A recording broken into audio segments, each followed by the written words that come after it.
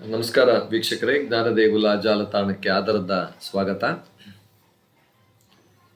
ಇಂದಿನ ಪಂಚಾಂಗರ ಮತ್ತು ಇತರ ವಿವರಗಳನ್ನು ತಿಳಿದುಕೊಳ್ಳುವ ಸಮಯ.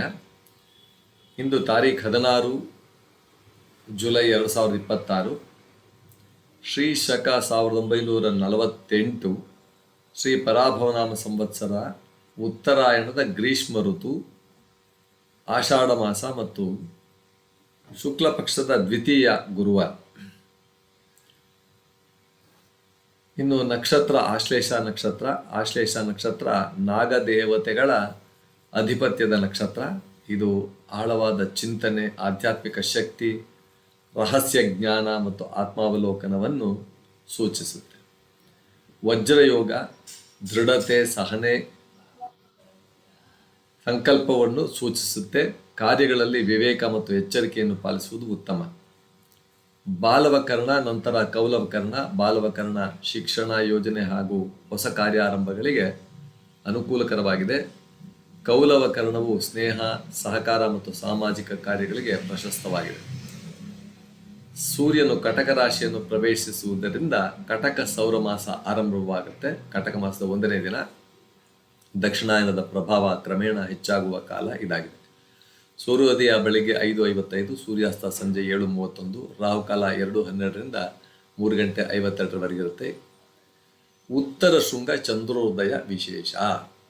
ಇಂದು ಪಂಚಾಂಗಗಳಲ್ಲಿ ಉತ್ತರ ಶೃಂಗ ಚಂದ್ರೋದಯ ಅಂತ ಉಲ್ಲೇಖ ಕಂಡುಬರುತ್ತೆ. ಉತ್ತರ ಶೃಂಗ ಚಂದ್ರೋದಯ ಅಂದರೆ ಚಂದ್ರನು ಉದಯಿಸುವಾಗ ಅರ್ಧಚಂದ್ರಾಕಾರ ಅಥವಾ ಗಿರಿದಾದ ಚಂದ್ರಕಲೆಯ 2 ತುದಿಗಳನ್ನು ಶೃಂಗಗಳು, ಕೊಂಬುಗಳು ಅಂತ ಕರೀತಾರೆ. ಚಂದ್ರೋದಯದ ಸಮಯದಲ್ಲಿ ಆ 2 ಶೃಂಗಗಳಲ್ಲಿ ಉತ್ತರ ಮೇಲಿನ ಶೃಂಗವು ಹೆಚ್ಚು ಎತ್ತರವಾಗಿ ಕಾಣಿಸಿದರೆ ಅದನ್ನು ಉತ್ತರ ಶೃಂಗ ಚಂದ್ರೋದಯ ಅಂತ ಕರೆಯುತ್ತಾರೆ. ಜ್ಯೋತಿಷ್ಯ ಮತ್ತು ಪಂಚಾಂಗ ಪರಂಪರೆಯಲ್ಲಿ ಇದನ್ನು ಮಳೆ, ಬೆಳೆ ಹಾಗೂ ಋತುಚಕ್ರದ ಫಲಿತಾಂಶಗಳ ಬಗ್ಗೆ ಸೂಚಕವಾಗಿ ಪರಿಗಣಿಸಲಾಗಿದೆ. ಪ್ರಾಚೀನ ಜ್ಯೋತಿಷ್ಯ ಗ್ರಂಥಗಳಲ್ಲಿ ಚಂದ್ರಕಲೆಯ ದಿಕ್ಕು ಮತ್ತು ಶೃಂಗಗಳ ಸ್ಥಿತಿಯನ್ನು ಗಮನಿಸಿ ವರ್ಷದ ಮಳೆ, ಕೃಷಿ ಮತ್ತು ಜಲಜೀವನದ ಬಗ್ಗೆ ಫಲಿತಾಂಶಗಳನ್ನು ನಿರ್ಣಯಿಸುವ ಪದ್ಧತಿ ಇತ್ತು. ಇಂದಿನ ಸುಭಾಷಿತ ಗುರುಬ್ರಹ್ಮ ಗುರು ವಿಷ್ಣು ಗುರುದೇವ ಮಹೇಶ್ವರ ಗುರು ಸಾಕ್ಷಾತ್ ಪರಬ್ರಹ್ಮ ತಸ್ಮೈ ಶ್ರೀ ಗುರವೇ ನಮಃ. ಎಲ್ಲರಿಗೂ ಬರ್ತಕ್ಕಂಥ ಶ್ಲೋಕ: ಗುರುವೇ ಬ್ರಹ್ಮ ವಿಷ್ಣು ಮಹೇಶ್ವರ ಸ್ವರೂಪ, ಗುರುವೇ ಪರಬ್ರಹ್ಮ ಪ್ರತಿನಿಧಿ. ಅಂತಹ ಶ್ರೀ ಗುರುವಿಗೆ ನಮಸ್ಕಾರ. ಇಂದಿನ ಸಂದೇಶ: ಜ್ಞಾನವು ಜೀವನದ ಅಂಧಕಾರವನ್ನು ದೂರ ಮಾಡುವ ದೀಪವಾಗಿದೆ. ಗುರುವಿನ ಮಾರ್ಗದರ್ಶನ ಮತ್ತು ಸತ್ಸಂಗವು ಜೀವನದ ಉನ್ನತ ಮಟ್ಟಕ್ಕೆ ಕೊಂಡೊಯ್ಯುತ್ತದೆ. ನಮಸ್ಕಾರ ವೀಕ್ಷಕರು.